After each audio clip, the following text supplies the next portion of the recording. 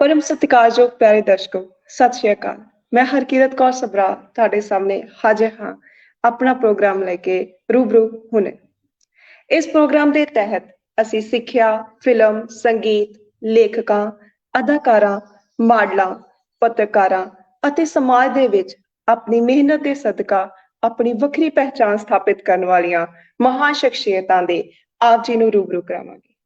ਇਸ ਪ੍ਰੋਗਰਾਮ ਨੂੰ ਸਪਾਂਸਰ ਕਰ ਰਹੇ ਹਨ ਪੰਜਾਬੀ ਸੱਤ ਮੈਲਬੌਰਨ, ਕੁਲਜੀਤ ਕੌਰ ਗਜਲ ਤੇ ਉਹਨਾਂ ਦੇ ਟੀਮ। ਅਸੀਂ ਉਹਨਾਂ ਦਾ ਤਹਿ ਦਿਲੋਂ ਸ਼ੁਕਰੀਆ ਕਰਦੇ ਹਾਂ। ਮੈਂ ਅਕਸਰ ਆਪਣੀਆਂ ਲਿਖਤਾਂ ਦੇ ਵਿੱਚ ਜ਼ਿਕਰ ਕਰਦੀ ਹਾਂ ਕਿ ਪਰਮਾਤਮਾ ਨੇ ਇਸ ਧਰਤੀ ਉੱਪਰ ਜਿਸ ਨੂੰ ਵੀ ਭੇਜਿਆ ਹੈ, ਕਿਸੇ ਨਾ ਕਿਸੇ ਕਲਾ, ਕਿਸੇ ਨਾ ਕਿਸੇ ਹੁਨਰ ਦਾ ਆਗਾਜ਼ ਉਸਦੇ ਵਿੱਚ ਕਰਕੇ ਭੇਜਿਆ ਹੈ। ਕਿਸੇ ਕਵੀ ਨੇ ਬਹੁਤ ਸੋਹਣਾ ਲਿਖਿਆ ਹੈ कि हुनर तो सब में होता है, हुनर तो सब में होता है, किसी का छिप जाता है और किसी का छप जाता है। छिप जान ते छप जान दे विच एक पाड़ा है, वो पाड़ा है मेहनत दा, लगन दा, सकारात्मक सोच दा। जेड़े इंसान अपनी मेहनत, लगन दी सदका ते परमात्मा दे उपर भरोसा रखदे होए, अपने उपर भरोसा रखदे होए मेहनत करदे हन, ਉਹ इंसान इस दुनिया दियां अखबारां दियां सुर्खियां दे विच छप जांदे ने। ते जेड़े इंसान अपने हालातां दे अगे गोडा टेक दिंदे हन, जेड़े इंसान हार मन के बैठ जांदे हन ते अपने हुनर नूं पहचानदे नहीं, ਉਹ इस दुनिया दी भीड़ दे विच छिप के बैठ जांदे हन। जेकर गल हुनर दी कीती जावे तां सब तो पहला ਅਸੀਂ ਦੇਖਦੇ ਹਾਂ ਫਿਲਮੀ ਅਦਾਕਾਰਾਂ ਨੂੰ, ਗੀਤਕਾਰਾਂ ਨੂੰ, ਗਾਇਕਾਂ ਨੂੰ। जिस शख्सियत दे अज मैं आप सब नूं रूबरू करन जा रही हाँ, वैसे तो शख्सियत किसी भी पहचान की मोहताज नहीं। 1980 तो अपनी फिल्म अदाकारी का सफर शुरू करने वाले उन्हां दी पहली फिल्म चंद परदेसी, बदला जट्टी दा, उन्हां फिल्मां बारे कौन नहीं जानता। मेरी मुराद श्रीमती सुनीता तेर जी।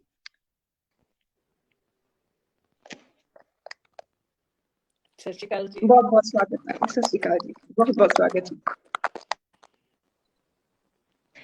सब तो पहला तो मैं आप जी का धन्नवाद करती हाँ कि आपने अपने इन्ने बिजी शेड्यूल के विचों साडे लई समा कढिया ते साडे दर्शकों के आप जी मौजूद हुए। आप जी के स्वागत में सब तो पहला दो लाइना अर्ज करना चाहांगी कि महफिल में आप आए, महफिल में आप आए, आपकी अनायत, महफिल में आप आए, आपकी अनायत है, खिल गया जे चमन, दिल से स्वागत है, खिल गया जे चमन, दिल से स्वागत है। Thank you, welcome ji.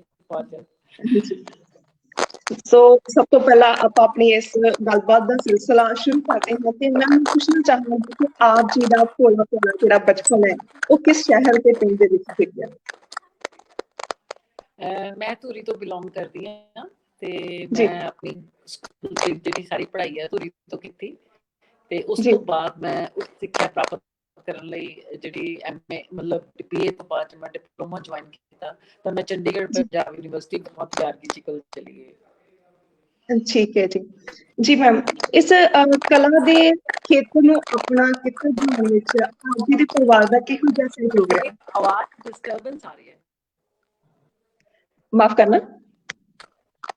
Hello या मैम तुसी सुन पा रहे हो सानू?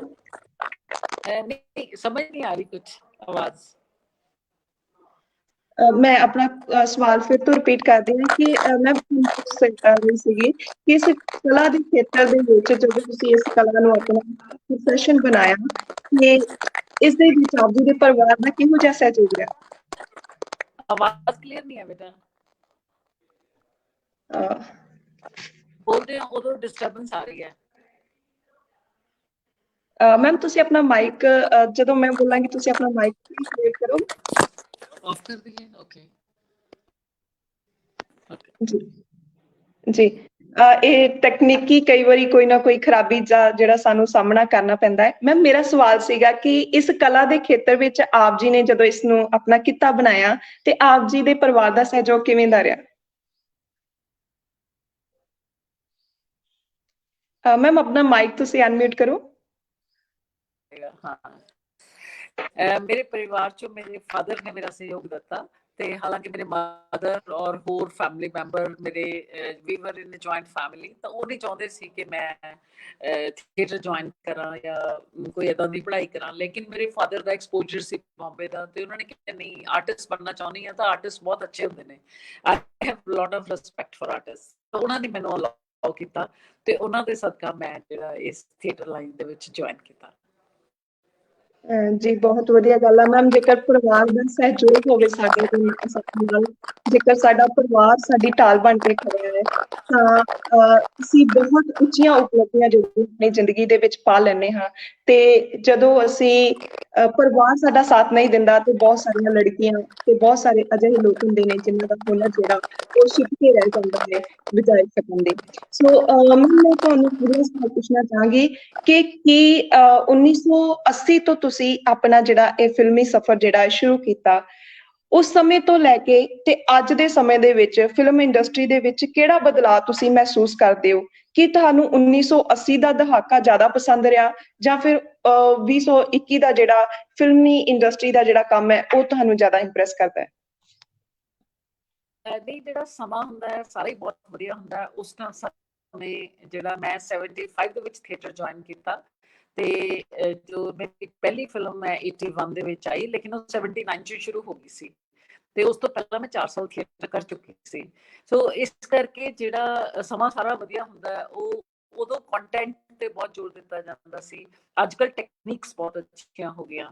ਸੋ ਉਹ ਸਾਰੀਆਂ ਚੀਜ਼ਾਂ ਨੇ ਜਿਹੜੀਆਂ ਮੇਰੇ ਕੋਲ ਪਾਰਟ ਆਫ ਦਾ ਪ੍ਰੋਫੈਸ਼ਨ ਹੁੰਦੀਆਂ ਨੇ, ਕਿਉਂਕਿ ਅੱਜ ਸਾਨੂੰ ਜੇ ਐਕਟਰ ਮਿਲ ਰਹੇ ਨੇ ਤਾਂ ਅੱਜ ਦੇ ਦੌਰ ਦੇ ਐਕਟਰ ਨੇ, ਜੇ ਅਸੀਂ ਕੱਲ ਕਰਾਂਗੇ ਤਾਂ ਸਾਨੂੰ ਕੱਲ ਦੇ ਦੌਰ ਦੇ ਐਕਟਰ ਮਿਲਣਗੇ।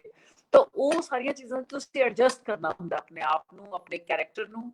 ਸੋ ਮੈਨੂੰ ਲੱਗਦਾ ਸੀ ਕਿ ਉਸ ਟਾਈਮ ਦੇ ਵਿੱਚ ਇਹ ਸੀਗਾ ਕਿ ਆਈ ਵਾਸ ਵੈਰੀ ਯੰਗ। ਚੰਨ ਪਰਦੇਸੀ ਜਦ ਬਣੀ ਹੈ, ਆਈ ਵਾਸ ਜਸਟ 17 ਜਦ ਮੈਂ ਜੁਆਇਨ ਕੀਤਾ ਚੰਨ ਪਰਦੇਸੀ ਚ, ਤੇ ਬੰਦੇ ਬੰਦੇ ਫਿਲਮ ਨੂੰ 2.5-3 ਸਾਲ ਲੱਗੇ, ਤੇ ਉਹਦੇ ਵਿੱਚ ਤੁਹਾਨੂੰ ਵੱਡੇ ਐਕਟਰ ਨਾਲ ਕੰਮ ਕਰਕੇ ਤੁਸੀਂ ਬਹੁਤ ਕੁਝ ਸਿੱਖਿਆ ਸੀ।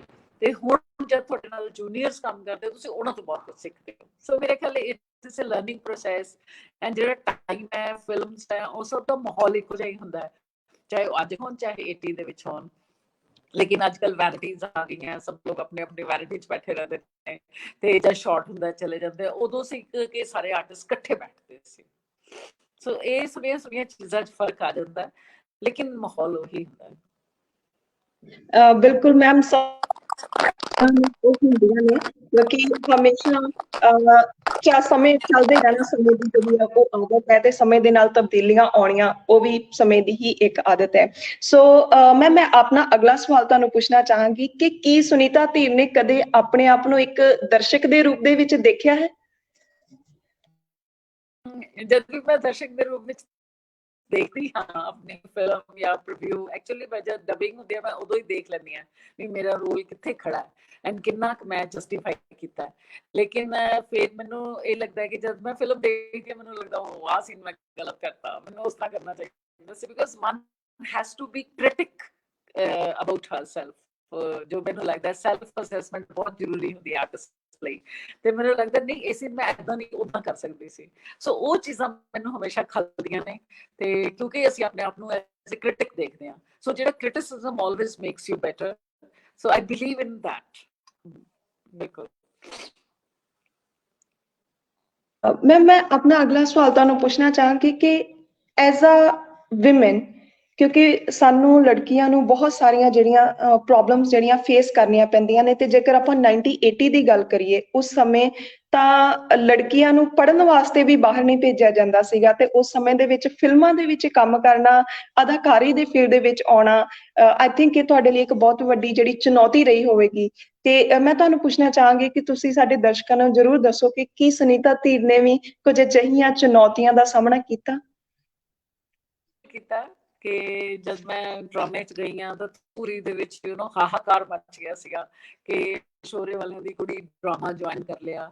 ਤੇ ਲੇਕਿਨ ਮੈਨੂੰ ਕੁਛ ਨਹੀਂ ਲੱਗਦਾ ਸੀ, ਮੈਨੂੰ ਲੱਗਦਾ ਸੀ ਕਿ if you have to go further in life you don't have to look back, ਤੁਹਾਨੂੰ ਅੱਗੇ ਵਧੋ।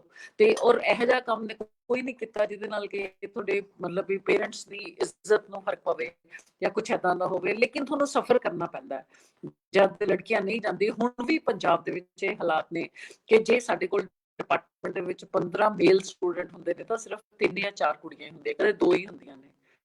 ਸੋ ਹਜੇ ਵੀ ਪੰਜਾਬ ਦੇ ਵਿੱਚ ਜਿਹੜਾ ਥੀਏਟਰ ਜੁਆਇਨ ਕਰਨਾ ਜਾਂ ਫਿਲਮਾਂ ਜੁਆਇਨ ਕਰਨਾ ਅੱਛਾ ਨਹੀਂ ਸਮਝਿਆ ਜਾਂਦਾ। ਆਈ ਡੋਂਟ ਨੋ, ਪਤਾ ਨਹੀਂ ਕਿਉਂ।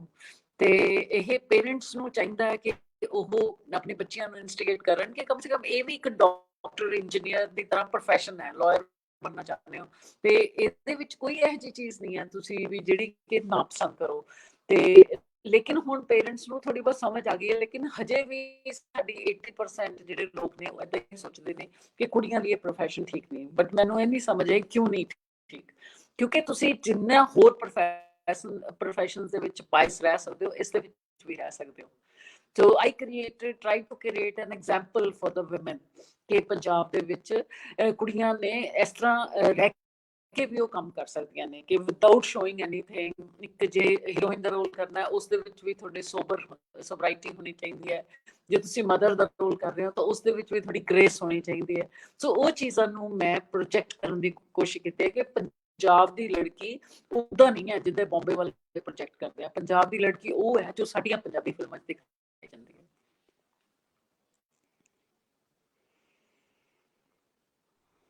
ਜੀ, ਬਹੁਤ ਵਧੀਆ ਗੱਲ ਕਹੀ ਮੈਮ। ਜਦੋਂ ਤੁਸੀਂ ਇਹ ਜ਼ਿਕਰ ਕੀਤਾ ਕਿ ਮੈਂ ਅੱਜ ਤੱਕ ਅਜਿਹਾ ਕੋਈ ਕੰਮ ਨਹੀਂ ਕੀਤਾ ਕਿ ਮੇਰੇ ਪੇਰੈਂਟਸ ਨੂੰ ਕਿਸੇ ਵੀ ਤਰ੍ਹਾਂ ਦੀ ਕੋਈ ਗੱਲ ਸੁਣਨੀ ਪਵੇ ਜਾਂ ਉਹਨਾਂ ਦੀ ਇੱਜ਼ਤ ਨੂੰ ਕਿਸੇ ਤਰ੍ਹਾਂ ਦੀ ਆਂਚ ਆਵੇ, ਤੇ ਮੈਂ ਅਕਸਰ ਆਪਣੀਆਂ ਲਿਖਤਾਂ ਦੇ ਵਿੱਚ ਵੀ ਲਿਖਦੀ ਹਾਂ ਕਿ ਲੜਕੀਆਂ ਕਹਿੰਦੀਆਂ ਨੇ ਆਪਣੀਆਂ ਮਾਵਾਂ ਨੂੰ ਕਿ ਵੇਖੀ ਮਾਏ ਘਰ ਤੇਰੇ ਮੈਂ, ਵੇਖੀ ਮਾਏ ਘਰ ਤੇਰੇ ਮੈਂ ਪੁੱਤਾਂ ਵਾਂਗ ਕਮਾਵਾਂਗੀ, ਵੇਖੀ ਮਾਏ ਘਰ ਤੇਰੇ ਮੈਂ ਪੁੱਤਾਂ ਵਾਂਗ ਕਮਾਵਾਂਗੀ ਕਿ ਬਾਪੂ ਦੀ ਦੁੱਧ ਚਿੱਟੀ ਪੱਗ ਨੂੰ, ਬਾਬਲ ਦੀ ਦੁੱਧ ਚਿੱਟੀ ਪੱਗ ਨੂੰ ਦਾਗ ਜਰਾ ਨਾ ਲਾਵਾਂਗੀ ਕਿ ਰਹੂੰਗੀ ਬਣ ਕੇ ਆਗਿਆਕਾਰ ਨੀ ਮਾਏ, ਮੈਨੂੰ ਕੁੱਖ ਦੇ ਵਿੱਚ ਨਾ ਮਾਰਨੀ ਮਾਏ, ਮੈਨੂੰ ਕੁੱਖ ਦੇ ਵਿੱਚ ਨਾ ਮਾਰਨੀ ਮਾਏ। ਕਿਉਂਕਿ ਸਾਡਾ ਧੀਆਂ ਦਾ, ਲੜਕੀਆਂ ਦੇ ਵੀ ਬਹੁਤ ਸਾਰੇ ਸੁਪਨੇ ਹੁੰਦੇ ਨੇ। ਪਰਮਾਤਮਾ ਨੇ ਸਾਨੂੰ ਹੁਨਰ ਬਖਸ਼ਿਆ ਹੁੰਦਾ ਹੈ, ਸਿਰਫ ਜ਼ਰੂਰਤ ਹੁੰਦੀ ਹੈ ਸਾਨੂੰ ਆਪਣੇ ਮਾਤਾ ਪਿਤਾ ਦੇ ਸਹਿਯੋਗ ਦੀ। ਕਿਉਂਕਿ ਜਦੋਂ ਸਾਡੇ ਮਾਤਾ ਪਿਤਾ ਸਾਡੇ ਨਾਲ ਖੜੇ ਹੁੰਦੇ ਨੇ ਤੇ ਦੁਨੀਆ ਦੀ ਕੋਈ ਤਾਕਤ ਨਹੀਂ ਹੈ ਜਿਹੜੀ ਸਾਨੂੰ ਅੱਗੇ ਵਧਣ ਤੋਂ ਰੋਕ ਸਕਦੀ ਹੈ। ਮੈਂ ਵੱਧਦੀ ਹਾਂ ਆਪਣੇ ਅਗਲੇ ਸਵਾਲ ਦੇ ਵਿੱਚ ਵੱਲ। ਸੋ ਮੈਮ, ਕੀ ਤੁਸੀਂ ਕਿਸੇ ਫਿਲਮ ਅਦਾਕਾਰਾ ਨੂੰ ਆਪਣਾ ਕੰਪੀਟੀਟਰ ਮੰਨਦੇ ਹੋ? ਹਾਂਜੀ, ਕੀ ਤੁਸੀਂ ਕਿਸੇ ਫਿਲਮ ਅਦਾਕਾਰਾ ਨੂੰ ਆਪਣਾ ਕੰਪੀਟੀਟਰ ਮੰਨਦੇ ਹੋ? ਕੰਪੀਟੀਟਰ ਮੇਰਾ ਖਿਆਲ ਜਿਹੜਾ ਤੁਹਾਡਾ ਜੂਨੀਅਰ ਉਹ ਵੀ ਤੁਹਾਡਾ ਕੰਪੀਟੀਟਰ ਹੋ ਸਕਦਾ ਹੈ। ਮੇਰੇ ਲਈ ਮੇਨ ਕੰਪੀਟੀਸ਼ਨ ਹੈ ਮੇਰਾ ਰੋਲ।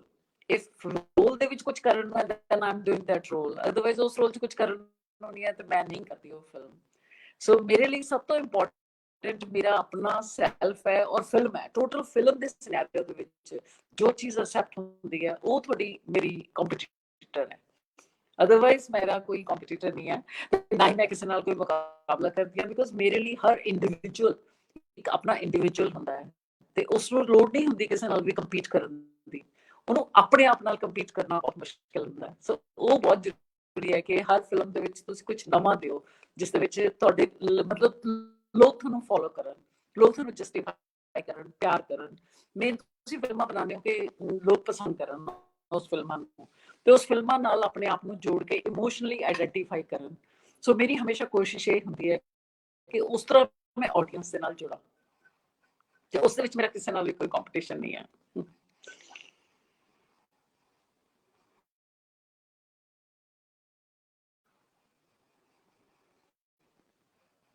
ਮਾਫ ਕਰਨਾ, ਮੈਂ ਤੁਹਾਨੂੰ ਪੁੱਛ ਰਹੀ ਸੀ ਕਿ ਹੁਣੇ ਤੁਸੀਂ ਆਪਣੇ ਐਮੀ ਵਿਰਕ ਹੋਣਾ ਦੀ ਇੱਕ ਅਫੀਸ਼ੀਅਲ ਵੀਡੀਓ ਦੇ ਵਿੱਚ ਕੰਮ ਕੀਤਾ ਆ, ਤੇ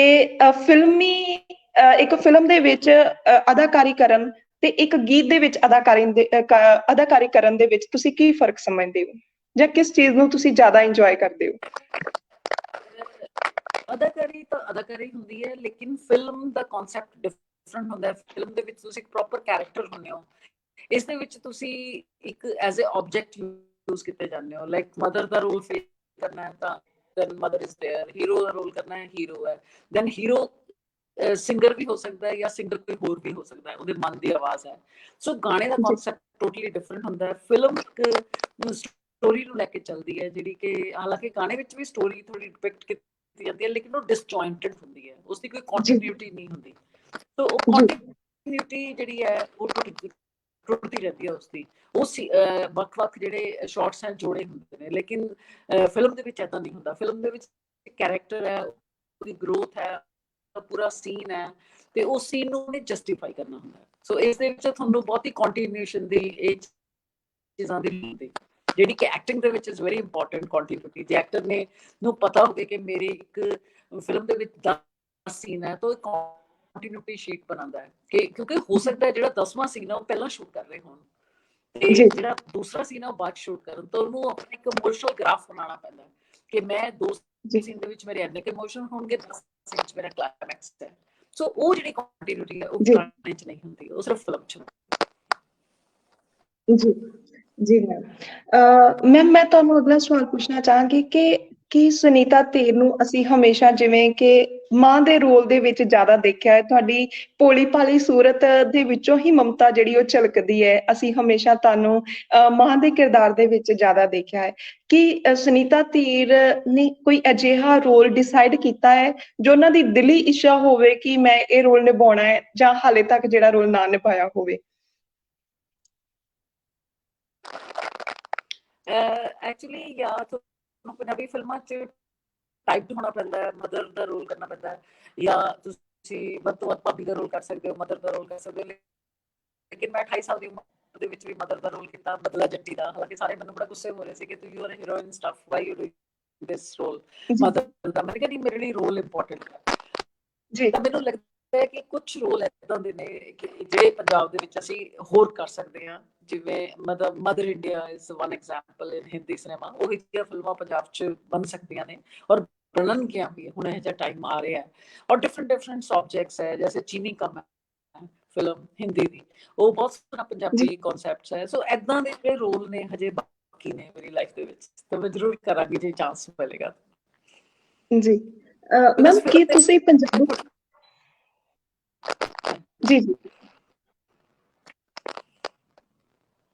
ਜੀ ਕੀ ਤੁਸੀਂ ਪੰਜਾਬੀ ਫਿਲਮ ਇੰਡਸਟਰੀ ਦੇ ਵਿੱਚ ਜਿਹੜੀਆਂ ਅੱਜ ਫਿਲਮਾਂ ਬਣ ਰਹੀਆਂ ਨੇ ਉਹਨਾਂ ਤੋਂ ਸੰਤੁਸ਼ਟ ਹੋ? ਹਾਂਜੀ, ਮੈਂ ਤੁਹਾਨੂੰ ਪੁੱਛ ਰਹੀ ਸੀ ਕਿ ਜੋ ਪੰਜਾਬੀ ਫਿਲਮ ਇੰਡਸਟਰੀ ਦੇ ਵਿੱਚ ਅੱਜ ਫਿਲਮਾਂ ਬਣ ਰਹੀਆਂ ਨੇ, ਕੀ ਤੁਸੀਂ ਉਹਨਾਂ ਤੋਂ ਸੰਤੁਸ਼ਟ ਹੋ? ਜਿਹੜੇ ਰੋਲ ਮਿਲ ਰਹੇ ਨੇ ਮੈਨੂੰ, ਮੈਂ ਕਹਿ ਰਹੀ ਹਾਂ ਕਿ ਜਿਹੜੀਆਂ ਅੱਜ ਪੰਜਾਬੀ ਫਿਲਮਾਂ ਬਣ ਰਹੀਆਂ ਨੇ, ਮੈਂ ਪੁੱਛ ਰਹੀ ਹਾਂ ਕਿ ਅੱਜ ਜਿਹੜੀਆਂ ਫਿਲਮਾਂ, ਕੁਝ ਫਿਲਮਾਂ ਬਹੁਤ ਅੱਛੀਆਂ ਬਣ ਰਹੀਆਂ ਨੇ। ਦੇਖੋ, ਕੁਝ ਫਿਲਮਾਂ ਬਹੁਤ ਅੱਛੀਆਂ ਬਣ ਰਹੀਆਂ ਨੇ। ਸੋ ਆਈ ਐਮ ਵੈਰੀ ਹੈਪੀ ਕਿ ਪੰਜਾਬੀ ਸਿਨੇਮਾ ਦੇ ਵਿੱਚ ਐਕਸਪੈਰੀਮੈਂਟ ਹੋਣੇ ਸ਼ੁਰੂ ਹੋ ਗਏ ਨੇ, ਤੇ ਇਸ ਕਰਕੇ ਕੁਝ ਫਿਲਮਾਂ ਅੱਛੀਆਂ ਨੇ, ਲੇਕਿਨ ਕੁਝ ਉਹਦੇ ਨਾਲ ਵੈਸੇ ਵੀ ਬਣ ਜਾਂਦੀਆਂ ਨੇ ਕਿ ਚਲੋ ਪੰਜਾਬੀ ਫਿਲਮ ਬਣਾ ਰਹੇ ਆ। ਬਟ ਹੁਣ ਅੱਛਾ ਕੰਟੈਂਟ ਜਿਹੜਾ ਪੰਜਾਬੀ ਸਿਨੇਮਾ ਦੇ ਵਿੱਚ ਆਉਣਾ ਸ਼ੁਰੂ ਹੋਇਆ ਹੈ ਹਜੇ। ਜਿਵੇਂ ਚੰਦ ਪਰਦੇਸੀ 'ਚ ਕੰਟੈਂਟ ਬਹੁਤ ਅੱਛਾ ਸੀ, ਐਕਟਰਸ ਬਹੁਤ ਅੱਛੇ ਸੀ, ਉਹ ਇੱਕ ਮਾਈਲਸਟੋਨ ਸੀ ਪੰਜਾਬੀ ਸਿਨੇਮਾ ਦਾ। ਹਜੇ ਵੀ ਪੰਜਾਬੀ ਸਿਨੇਮਾ ਨੇ ਉਸ ਮਾਈਲਸਟੋਨ ਨੂੰ ਨਹੀਂ ਛੂਹਿਆ। ਉਸ ਟਾਈਮ ਚੰਦ ਪਰਦੇਸੀ ਦਾ ਮਾਈਲਸਟੋਨ। ਸੋ ਮੈਨੂੰ ਉਮੀਦ ਹੈ ਵੀ ਜਿਵੇਂ ਹੁਣ ਰੱਬ ਦਾ ਰੇਡੀਓ ਨੂੰ ਨੈਸ਼ਨਲ ਅਵਾਰਡ ਮਿਲ ਗਿਆ, ਸੋ ਏਦਾਂ ਇੱਕ ਇਨਸੈਂਟਿਵ ਮਿਲਦਾ ਰਹੇਗਾ ਤਾਂ ਪੰਜਾਬੀ ਦੀਆਂ ਫਿਲਮਾਂ ਹੋਰ ਅੱਛੀਆਂ ਬਣ ਸਕਦੀਆਂ ਨੇ। ਜੀ ਬਿਲਕੁਲ। ਮੈਮ, ਤੁਸੀਂ ਨਹੀਂ ਇਹ ਗੱਲ ਨੂੰ ਮਹਿਸੂਸ ਕਰਦੇ ਜਿਹੜੀਆਂ ਸਾਡੀਆਂ ਪੰਜਾਬੀ ਫਿਲਮਾਂ ਉਹਦੇ ਵਿੱਚ ਸਾਡੇ ਸਮਾਜਿਕ ਹਾਲਾਤਾਂ ਨੂੰ ਦਰਸਾਉਣ ਦੀ ਜ਼ਿਆਦਾ ਜ਼ਰੂਰਤ ਹੈ? ਜਿਵੇਂ ਦੀਆਂ ਚੁਣੌਤੀਆਂ ਨੂੰ ਅੱਜ ਸਾਡਾ ਸਮਾਜ ਜਿਹੜਾ ਉਹ ਦੇਖ ਰਿਹਾ ਆ, ਫੇਸ ਕਰ ਰਿਹਾ ਹੈ, ਤੁਹਾਨੂੰ ਨਹੀਂ ਲੱਗਦਾ ਕਿ ਇਹਨਾਂ ਚੀਜ਼ਾਂ ਦਾ ਜਿਹੜਾ ਜ਼ਿਕਰ ਹੋਣਾ ਪੰਜਾਬੀ ਫਿਲਮਾਂ ਦੇ ਵਿੱਚ ਬਹੁਤ ਜ਼ਰੂਰੀ ਹੈ? ਕਿਉਂਕਿ ਜੇਕਰ ਅੱਜ ਦੇਖੀਏ ਤੇ ਸਾਡੀ ਜਿਹੜੀ ਯੰਗ ਜਨਰੇਸ਼ਨ ਆ, ਉਹ ਸਿਨੇਮਾ ਦੇ ਨਾਲ ਬਹੁਤ ਜੁੜੀ ਹੋਈ ਹੈ, ਗਾਇਕੀ ਦੇ ਨਾਲ ਜੁੜੀ ਹੋਈ ਹੈ, ਗੀਤਕਾਰੀ ਦੇ ਨਾਲ ਜੁੜੀ ਹੋਈ ਹੈ। ਬਹੁਤ ਹਰ ਇੱਕ ਗਾਇਕ ਦੇ, ਹਰ ਇੱਕ ਅਦਾਕਾਰ ਦੇ ਬਹੁਤ ਵੱਡੀ ਫੈਨ ਫੋਲੋਇੰਗ ਹੈ। ਤੇ ਤੁਹਾਨੂੰ ਨਹੀਂ ਲੱਗਦਾ ਕਿ ਇਹਨਾਂ ਚੀਜ਼ਾਂ ਦੇ ਉੱਪਰ ਜਿਹੜੇ ਸਾਡੇ ਸੋਸ਼ਲ ਕੰਸੈਪਟ ਹੈਗੇ ਨੇ, ਸੋਸ਼ਲ ਇਸ਼ੂਜ਼ ਹੈਗੇ ਨੇ, ਉਹਨਾਂ ਦੇ ਉੱਪਰ ਵੀ ਜਿਹੜੀਆਂ ਪੰਜਾਬੀ ਫਿਲਮਾਂ ਬਣਨੀਆਂ ਚਾਹੀਦੀਆਂ ਨੇ?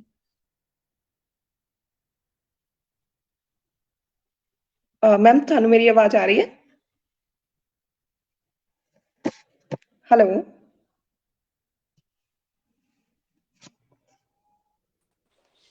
ਲੱਗਦਾ ਹੈ ਕਿਸੇ ਤਕਨੀਕੀ ਖਰਾਬੀ ਦਾ ਕਰਕੇ। ਜੀ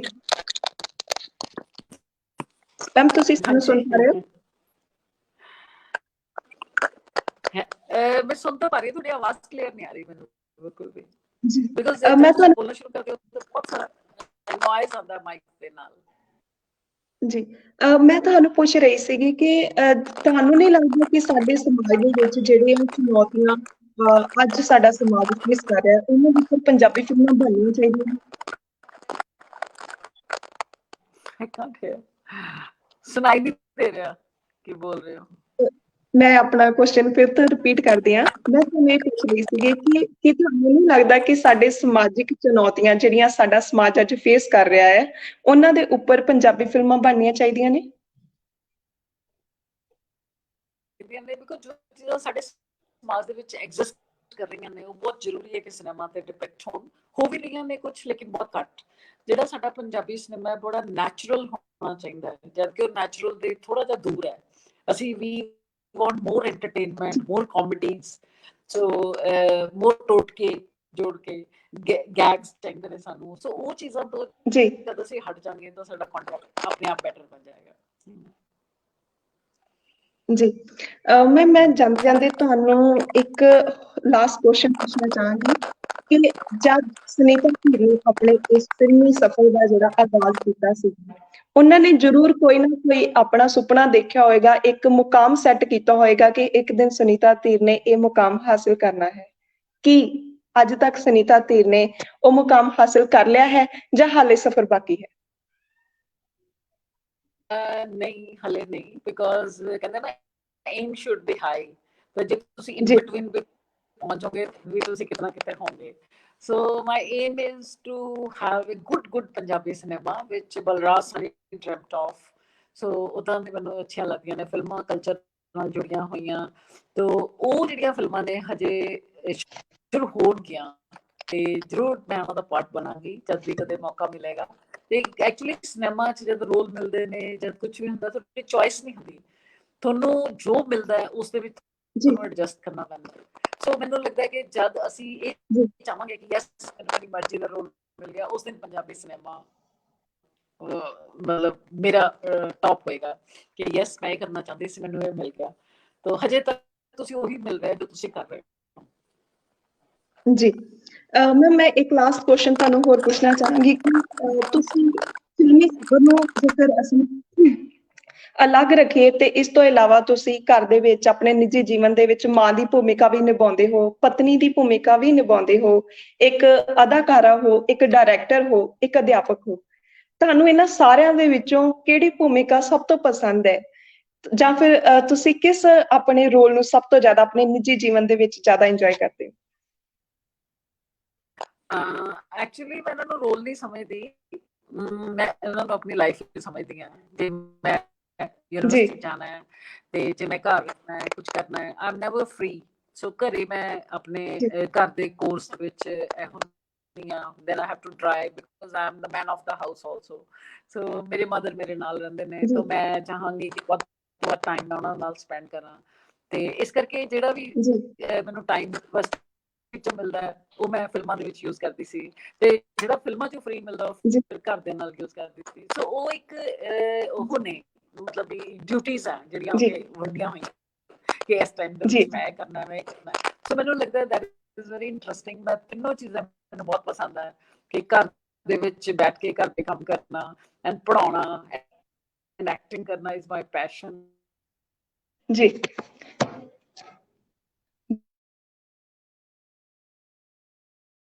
ਕਿ ਬਹੁਤ ਹੀ ਸਾਨੂੰ ਵਧੀਆ ਲੱਗਾ ਅੱਜ ਤੁਹਾਡੇ ਅਸੀਂ ਨਿੱਜੀ ਜੀਵਨ ਦੀਆਂ ਜਿਹੜੀਆਂ ਗੱਲਾਂ ਨੂੰ ਜਾਣਿਆ, ਤੁਹਾਡੇ ਜੀਵਨ ਬਾਰੇ ਅਸੀਂ ਬਹੁਤ ਸਾਰੀਆਂ ਜਿਹੜੀਆਂ ਗੱਲਾਂ ਕੀਤੀਆਂ। ਤੁਸੀਂ ਆਪਣਾ ਤਜਰਬਾ ਸਾਡੇ ਨਾਲ ਸਾਂਝਾ ਕੀਤਾ, ਸਾਡੇ ਦਰਸ਼ਕਾਂ ਦੇ ਨਾਲ ਸਾਂਝਾ ਕੀਤਾ। ਆਪ ਜੀ ਦਾ ਬਹੁਤ ਬਹੁਤ ਧੰਨਵਾਦ। ਤੁਸੀਂ ਆਪਣੇ ਰੁਝੇਵਿਆਂ ਭਰੀ ਜ਼ਿੰਦਗੀ ਦੇ ਵਿੱਚੋਂ ਸਮਾਂ ਕੱਢ ਕੇ ਸਾਡੇ ਨਾਲ ਜੁੜੇ, ਸਾਡੇ ਦਰਸ਼ਕਾਂ ਦੇ ਨਾਲ ਆਪਣੇ ਵਿਚਾਰ ਸਾਂਝੇ ਕੀਤੇ। ਨਾਲ ਦੀ ਨਾਲ ਮੈਂ ਆਪਣੇ ਦਰਸ਼ਕਾਂ ਦਾ ਵੀ ਧੰਨਵਾਦ ਕਰਦੀ ਹਾਂ ਜਿਨ੍ਹਾਂ ਨੇ ਸਮਾਂ ਕੱਢ ਕੇ ਸਾਡੇ ਇਸ ਪ੍ਰੋਗਰਾਮ ਦਾ ਹਿੱਸਾ ਬਣੇ ਅਤੇ ਸਾਨੂੰ ਆਪਣਾ ਆਸ਼ੀਰਵਾਦ ਜਿਹੜਾ ਉਹ ਦਿੱਤਾ। ਬਹੁਤ ਬਹੁਤ ਧੰਨਵਾਦ।